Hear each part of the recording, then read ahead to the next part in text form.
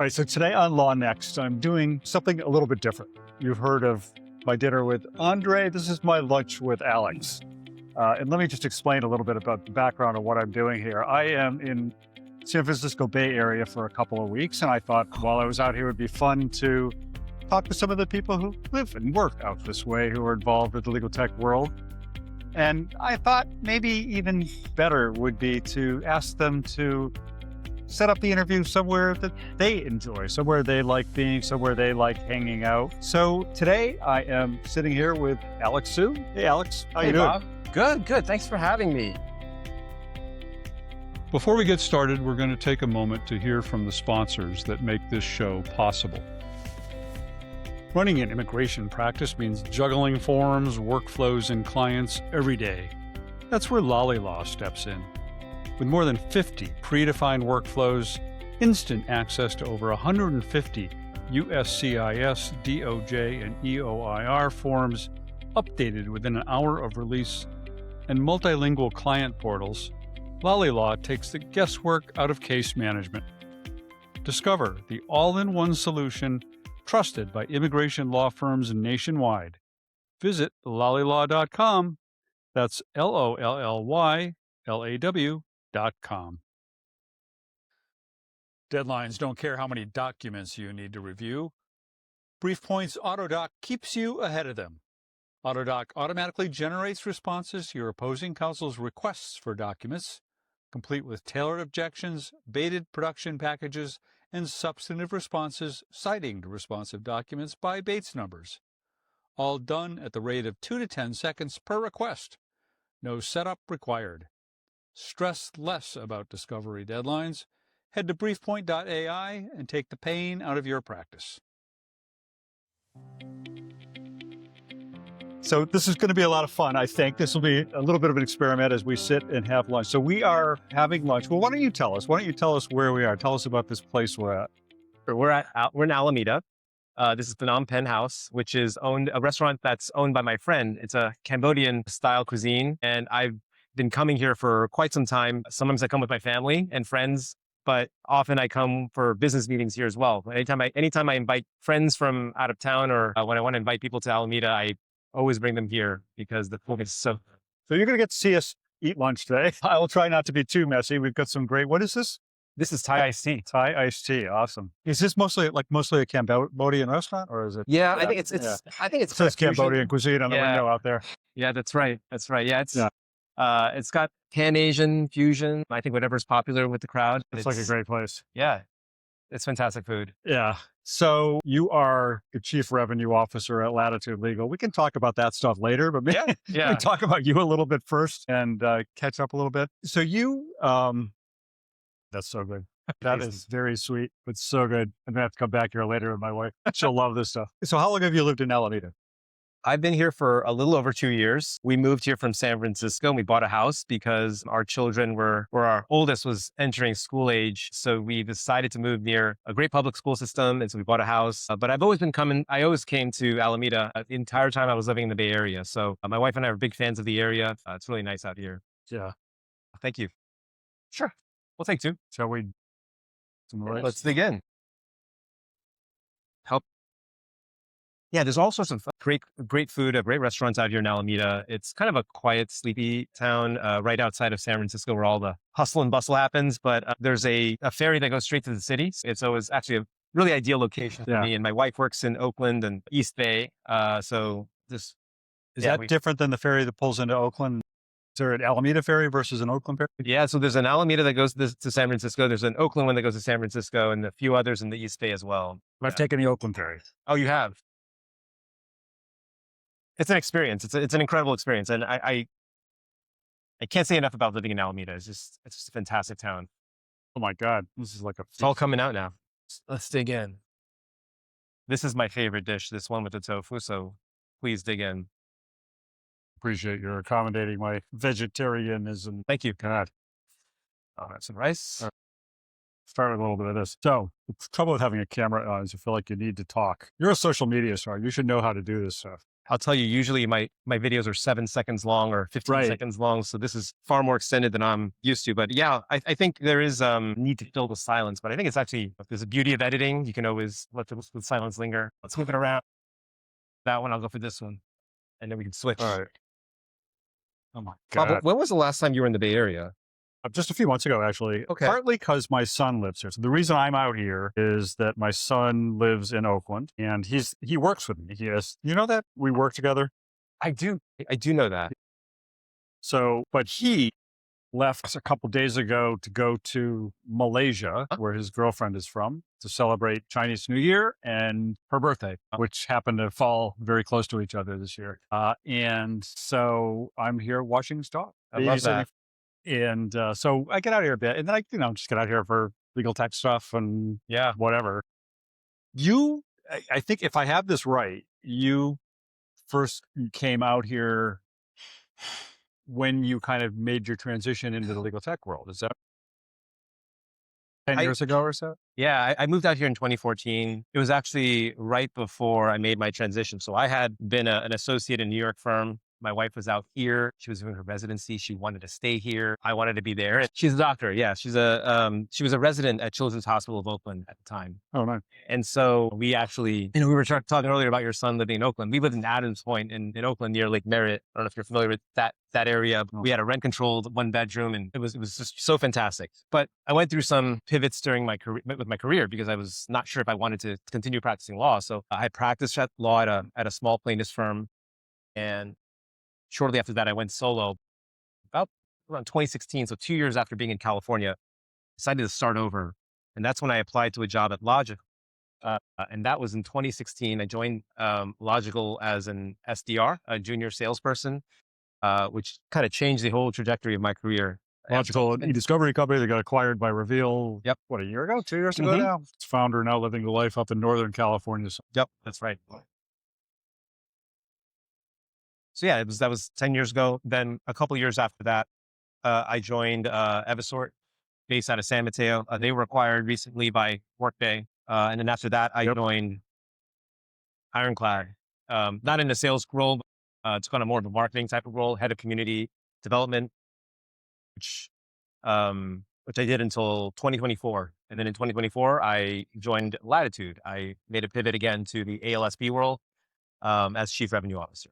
Yeah.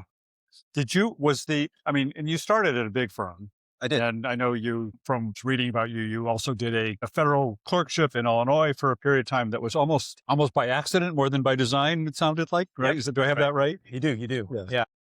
A lot of things that in my career I've tried to balance my work with my personal life. Yeah. Back then, I had a whole career and vision for myself in New York City, being a big time lawyer in a big city. But then I met a girl, 3L year, who was in medical school, who's now my wife. And she had 2 more years left in medical school. So I thought, hey, what if I could go back and clerk in Chicago for 2 years and be with her? That would be great. And magically, that's how things worked out. Obviously, a very, very difficult job to land, a very helpful line on the resume. And it was actually my favorite law job because it was with a newly appointed judge. I felt like I was working on a startup because we had no processes.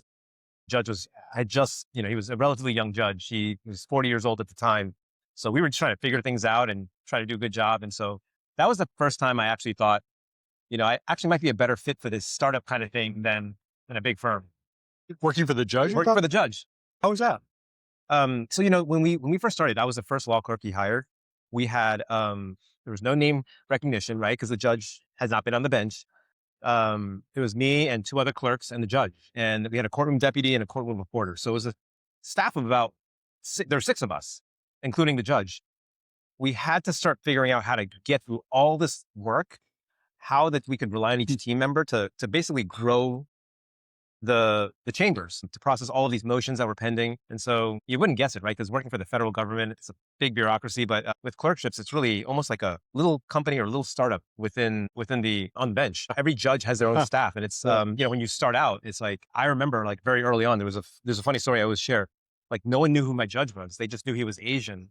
And so I remember one time I walked into the courtroom, no one had no idea who the judge was. They looked at me and they all started standing up as if I was the judge. And I was a 27-year-old new grads. There are all sorts of things that happened in that experience where it felt really startup-y and kind of scrappy. But, we all cared very much about the work. We wanted to do a great job. And I'd like to think that now, the judge has been on the bench now for 15 years. He's an established name in the Northern District of Illinois. Yeah, those early days really were really eye-opening for me in terms of like what I would want to do out of my career. My editor will have a field day with the fact that we're also chewing with our lav mics on. So that'll be interesting to see how this all plays out. One of the questions I had for you that kind of wasn't clear for me from looking back over your background was, what was that sort of moment that you decided to pivot from practicing law to working for Logikcull? What caused you to do that, and how did that happen? I don't know that there was one single moment. I do remember there was an evening when I was up late in the office at Sullivan Cromwell, where the junior associates and I, we had all these associates working on this very large matter, and we were talking with one another about our futures. And I think we were working on a privilege log at the time. All of us were thinking, well, someday we'll make it up and out of here, and we'll no longer have to deal with these privilege logs. And I remember distinctly that right around then we had a conference call because the client wanted to talk about the privilege logs. And we realized that the person leading the conversation about the privilege logs was a senior partner who, with impeccable credentials, incredible experience, and yet he was still handling minutia, like details on how the cells were formatted, how you would, who you would include in the various cells in the privilege log. And I thought, wow, you could be that top of your field and still have to deal with this stuff. And so that was the first moment I thought, well, even if I succeed and make my way up, it may never, this type of work may never go away. So that was the first time I thought, hey, I might want to make a pivot. So with that in mind, I think I took several pivots that I don't really talk about very much, but they included switching to a plaintiff's firm, going to a smaller firm. Incidentally, that's where I first discovered cloud-based e-discovery, because that firm was an early adopter of Everlaw. Interesting. All like fortuitous, right? Completely completely all luck. One of my next interviews for this series is going to be the Everlaw founder who lives in Berkeley, but Everlaw is based here in Oakland. Yeah, that's right. And so the firm's name was Hoggins Berman, and they were doing such great work on the plaintiff side using this like really new tool. So that was the first time I got exposure to technology, and I thought, hey, that's pretty cool. And we did other things too. We did remote depositions because these were relatively lower stakes depositions, and we didn't need to fly out and expend all those resources. And so that job didn't work out. And so I decided, hey, to try to pivot again. And I started my own firm, and I realized I like to work on a team better. I think I struggled to be profitable. And so, yeah, it was like a 2-year period where essentially I moved to California and felt like I was completely lost. That's kind of glossed over whenever I talk about my career, because it looks like, hey, you went from big law to startups. That's not the case. I tried a bunch of things that didn't work, and they just, kind of faded into the background. Yeah. Thank you. Whoops, here's the spoon. Thank you. So when you kind of want to come back to where we are for a moment, we can go back to your career again, but when you first moved out here, were you like immediately in love with it, or was it a big transition for you? You came from Illinois at that point, or from New York? From New York. It was a big transition. I joke even to my friends today, like I don't even feel like I'm here. I feel like I'm just taking an extended trip. Yeah. And at some point I'm going to go home to New York where I belong. But yeah, it was a jarring experience, very different. And now, of course, I've got kids in the school systems, and I've got a house, so I'm here to stay, right? Yeah. But in those first few years, I was really not sure what to do with myself. Really not sure what to do with I didn't know where my career was going. It was a pretty pivotal moment when I decided, hey, I always had this idea of what type of work I was gonna do, but here in the Bay Area and in California, startups are such a big thing, technology startups especially. And there's certainly, I wasn't aware of anything related to legal tech. Like I didn't think this was a thing, but I thought, hey, look, it seems like there's some cool companies doing some cool stuff. And so why not try that out? Yeah. I mean, I was at a point where, Bob, I was like, I'd gone through setback after setback after setback. And I thought, hey, look, if I could just get a decent wage with health benefit and, do work I enjoy day to day. I don't care if I have to take an entry-level job again, paying a fraction of what I made as a lawyer. I'm going to be happy. Did you know anything about sales? Had you ever done sales? No, I didn't. Now, I did, looking back, I had a couple of experiences like working on political campaigns where I was knocking on doors and making phone calls. And I actually realized that they energized me, like the thrill of the chase almost. And I was really good at it because we would always have we would be on a campaign and we would all be calling in the same room. And I always had the most entertaining and interesting calls. And I felt really bold and energized by it. So I think I had a hunch that sales would be a good fit, cold calls and doing outreach, which, by the way, When I tell lawyers the story, they're like horrified. You enjoy making those calls? Yeah. Like, no. And I hate cold.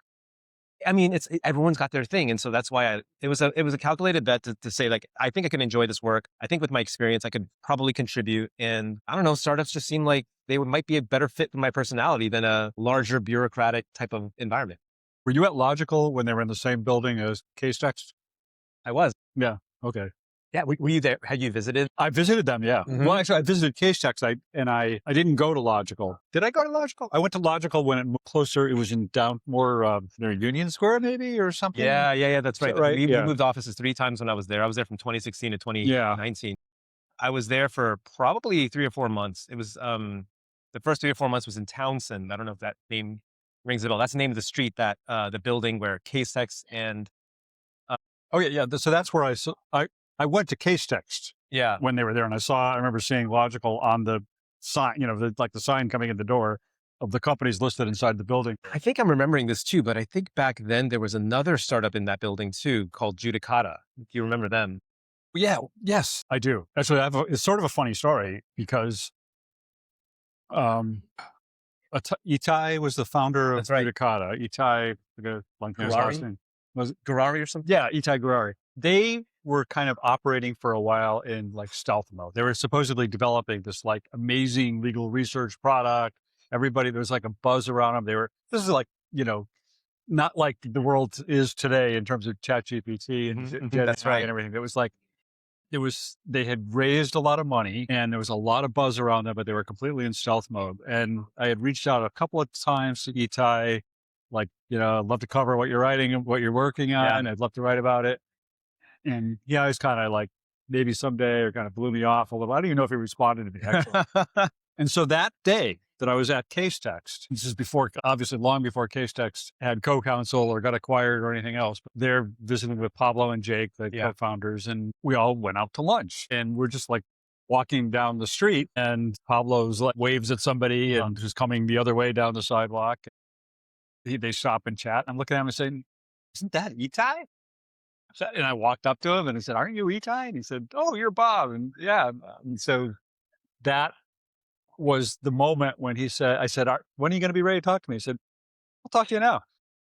So Wow. I think I was the first one to report on what they were Wow. in a substantive way. I mean, people kind of knew what they were building in some ways, but the first one to actually get like a demo and write about everything else, all because of this sort of chance encounter. But I didn't actually remember that he was in that same building. We just saw him like on the sidewalk somewhere. He was in the same building, and I actually remember Judicata because I mentioned earlier, like I had encountered all these setbacks and I applied to Logikcull, but there was actually a job I applied to that I really wanted before Logikcull that I don't really talk about, but it was at Judicata because they had a posting for a job. It was called relationship associate or relationship manager. It was essentially someone who could speak to users with both a legal research background and a little bit of sales and a little bit of tech. And I remember thinking like, wow, I'm a former federal law clerk with a deep legal research background. Like, this job is perfect for me. And so I did a first call. I did a demo. So this might have been around the same time because I remember they were not doing very many demos. And then unfortunately at the last minute, that job disappeared. Like they just decided to pivot into a different direction. I remember being devastated because I was like,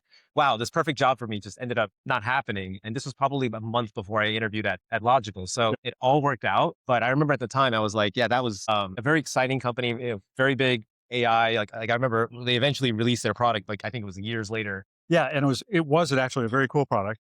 Yeah. And it was a California specific research product, but it did things that nobody else was doing at that time. Right. They then got acquired by Fastcase, but it wasn't like a full, equity or stock acquisition. It was like Fastcase somehow acquired some of the tech or tech assets. I think Itai remained like a consultant to Fastcase, but still had a company. Oh, interesting. I didn't know separately than that. I didn't follow them, so I didn't really know what happened. Yeah. That's that corner of San Francisco, that building, lots of legal tech back. Was this 2016, 2015? Probably, yeah.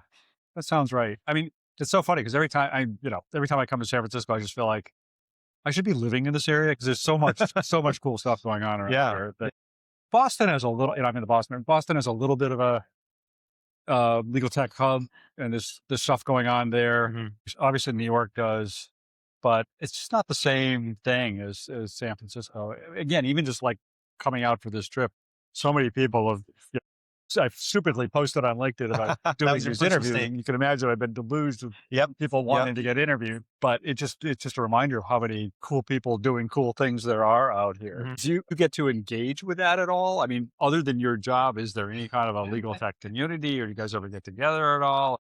I think I used to be involved more. There was a San Francisco legal tech group. There were several groups that got together. I've not gone to them in recent years. Yeah, I would say like probably back before I had kids, I would stay out for all these, find out about happy hours, and I would go attend them and just run into people. And I think after also COVID, when people became more distributed, even around the Bay Area. So you have like the San Francisco group, then there's people in Palo Alto or San Mateo, and these are, 45 minutes, hour drive with no traffic. So yeah, I think people don't get together quite as much, but there are a lot of legal operations communities that are also kind of getting big here. And so, yeah, I think there are enough groups out here to sustain a kind of healthy ecosystem. Yeah, that's why I'm realizing a lot of the people who've reached out are either way north or way south. Very few of them are actually in the city. Yeah, that's right. That's right. So I'll be putting some miles on my son's car. Yeah. Monday, I'm going up to a winery to interview somebody. That sounds. But that's where he lives, like 2 doors down from the winery. I don't know if it's like this in Boston, but like here, it's like it's a sprawl, like it's a spread out area. Yeah. All the offices and law firms are in San Francisco and the financial district. Yeah. People live everywhere. They just live a bit far away where the scenery is a little bit nicer. So, or where there's better schools for the kids. Yeah. We'll be right back after a quick message from our sponsors. Need a simpler way to manage payments for your immigration firm? Logikcull makes billing a breeze with automated payment plans, SMS payment links, and client portals available in over 20 languages. Get paid faster with credit card, ACH, and QR code options, all while giving your clients the flexibility they need. Plus, with seamless invoicing and real-time payment tracking, you'll never miss a beat. Ready to modernize your firm's billing process? Visit logikcull.com today. That's LOLLYLAW.com. Legal Week is almost here. From March 9th to 12th, join us at the new North Javits Center in New York City for 4 incredible days of legal innovation. Explore the latest in AI, legal operations, litigation tools, and more. Don't miss your chance to lock in the lowest rate. Secure your pass today at LegalWeekShow.com. All right, so I wanted to ask you about your whole social media thing. Yeah. You have like more than 100,000 followers on TikTok. I mean, really, the main reason I even know you is because of your social media presence and nothing else. How did you get started out? I mean, was that by design, or was it part of a plan, or did you just kind of fall into it? It was not by design, but when you look backwards, like Steve Jobs said, the dots connect. Yeah. I've always been social media friendly. I started posting on LinkedIn with marketing and business content, talking about my journey from law to legal tech. Was this like when you were at Logikcull? When I was at SDR, because I had heard from the tech world that you could do this thing called social selling, and I wanted to do that. Now, this is back in 2016, when, if you remember, LinkedIn was really known as a place to share your resume only, not content. So it was very early, but even back when I was growing up, I was always very into social media, blogging, things like that. Now, TikTok was unique because I was never comfortable with the video medium, which may surprise you, but it felt strange, right? But I remember during the pandemic, when the COVID first hit, I was a salesperson, and my entire sales pipeline dried up because nobody was ready to make any decisions. They said, we're going to see what happens. So I thought I was going to get fired. I was like, I'm going to lose my job. I have nothing to lose. Let me just start to make some weird stuff on social media. The first thing I did was I started hosting a weekly get together on Zoom. But then I started branching out into making video skits.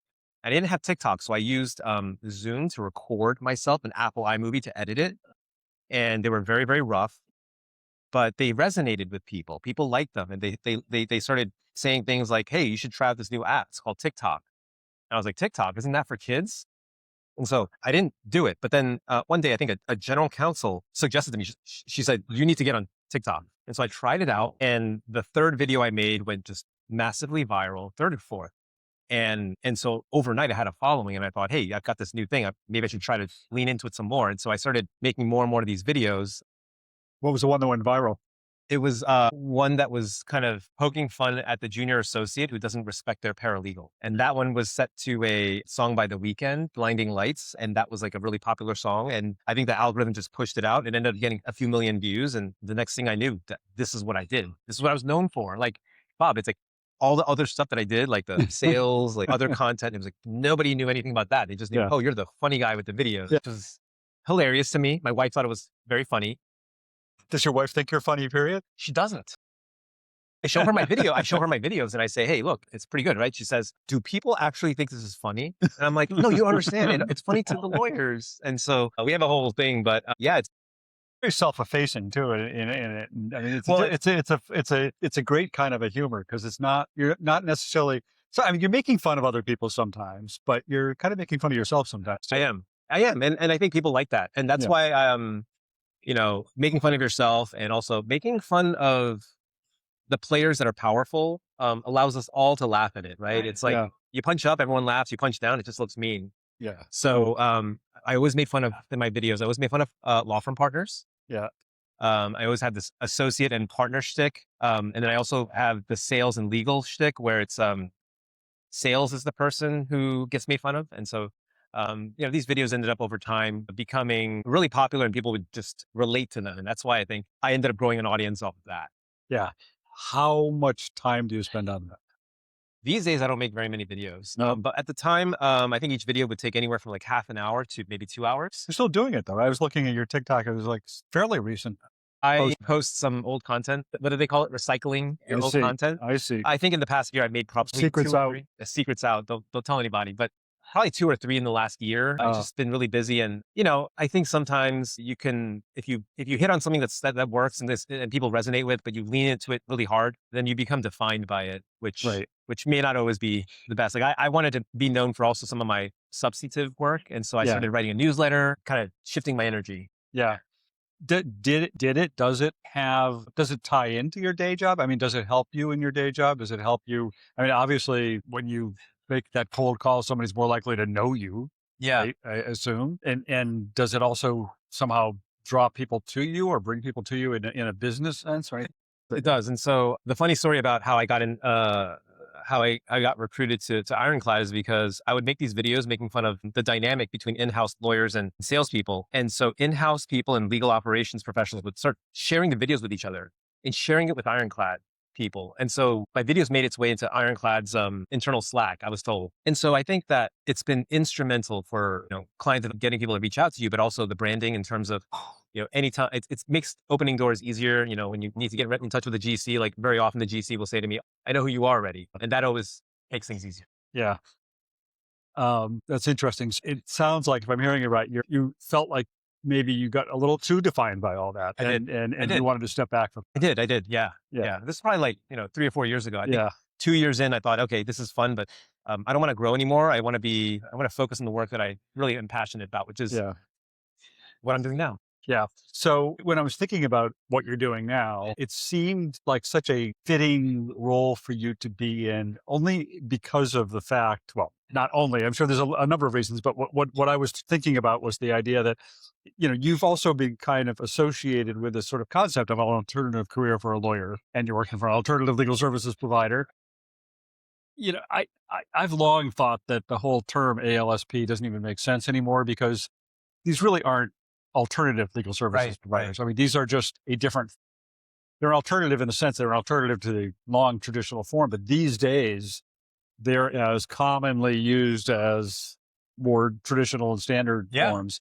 And also these days, alternative careers for lawyers are kind of common. I mean, the idea that you go to a firm out of law school and stay there the rest of your life and work your way up to partner and retire someday and come into the office till you're 80 or whatever, that's long since been abandoned, right? And a law degree can be a license to a much more fluid career in all sorts of different roles, right? Yeah. So there seemed to be sort of a poetic justice, I guess is what I'm saying, to... Everything okay? Sorry. Here you go. No worries. Just a spill. Sort of a poetic justice to before we were, there's a little accident at the table next Hey, to us. things happen. Things happen. It just sort of seemed like that there was, I've said it 5 times, but more or less of a poetic justice to where you are. That somebody who's known as somebody for his alternative career is working in an ALSP. That's kind of why our CEO and founder, Ross Boer, he recruited me because he was seeing my content, not just the videos, but also the articles and just watching my trajectory. I think it represents this new generation of lawyers who kind of want more out of their jobs. And with the rise of remote work and just all these different niches, needs, and disruption, it's really hard to have a career where you just kind of take a ladder and take a linear path. More and more lawyers are doing different things. And I think it's becoming increasingly popular. And I think I was a little bit early, but now there are so many people who are doing exactly what I'm doing, just in different ways. Yeah. Yeah. You were early. I mean, it's been a thing. I mean, I remember years ago, I was asked to be on my law school asked me to come back and be on a panel on alternative careers for lawyers, but that was only because I was in journalism as opposed to, something more exotic long before the days of social media. But it was much rarer than I think for lawyers to venture out of the traditional law firm route, unless, it's either nonprofit, government, law firm, Right. something like that. Right. Judiciary or law school, academic, Mhm. those kinds of routes.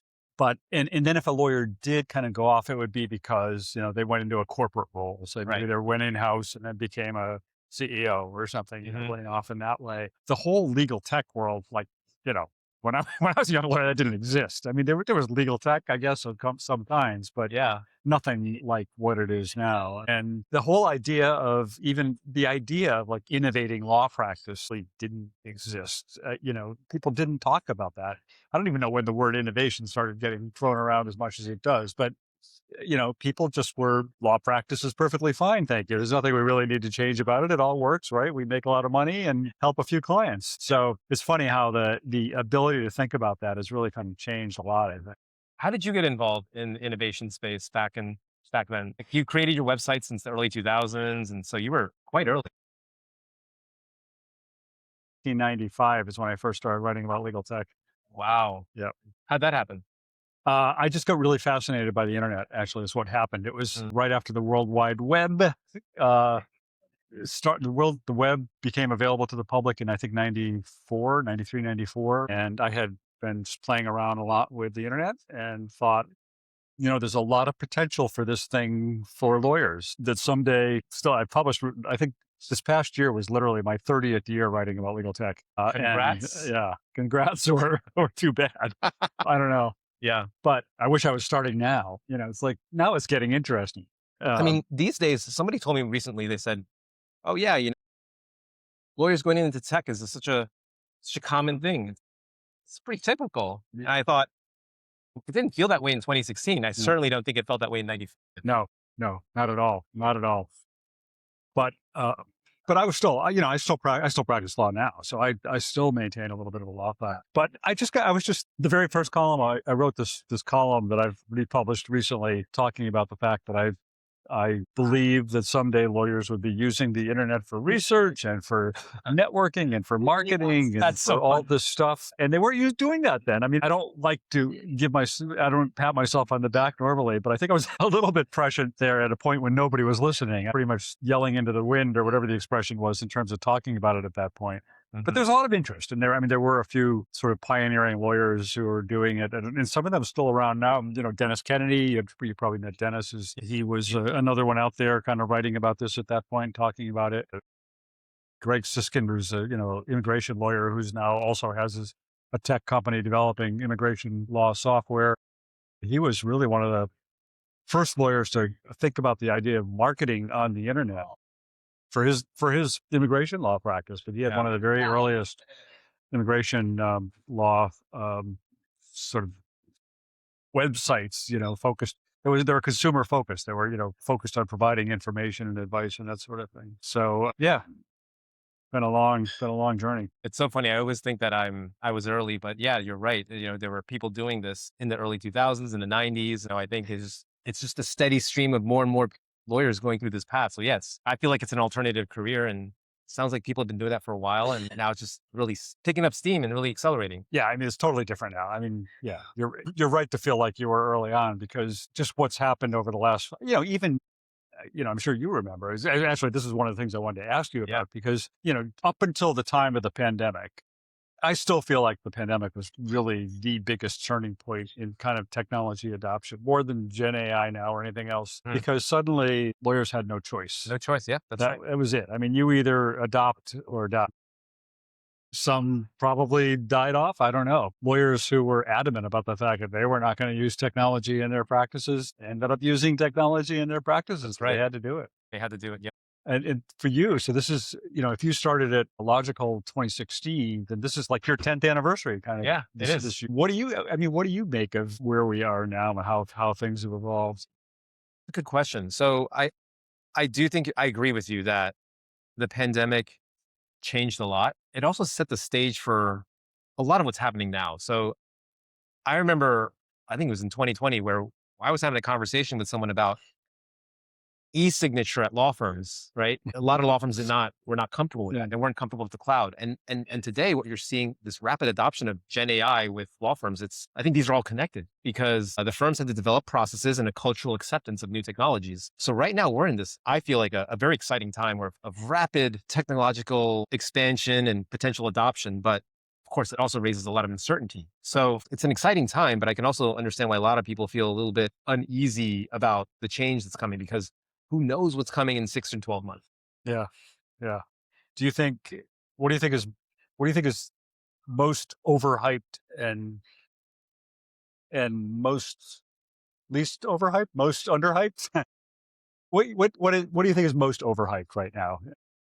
That's a good question because, I think throughout the rise of Gen AI, I would have thought, yeah, it's hyped, but it's probably warranted. Yeah. So, these days I would say very generally, and maybe because I've been following tech circles too much, there's a lot of discussion about the capabilities of the core AI technology getting better. And I think that's fantastic. I think what's not really being discussed is, well, how does that technology get deployed? And I've written about this before because, you could analogize it to a lawyer. If you have top of the class Harvard Law, top firm experience attorney, you put them into a business, they might not succeed, even though their legal acumen is off the charts because they're not integrated into the business context of that company. And similarly, I think even if legal AI gets better and better, unless it's integrated with the rest of the technology stack in a company, I don't think it's going to have that much of an impact. And so, there's a parallel here where, pure technological competence is probably not enough. You need to have it be included in all of your workflows. And there's a commonly thrown around phrase called embedded workflows or AI being embedded in workflows. Yeah. And I think what it's saying is that technology doesn't happen in isolation. And that's true of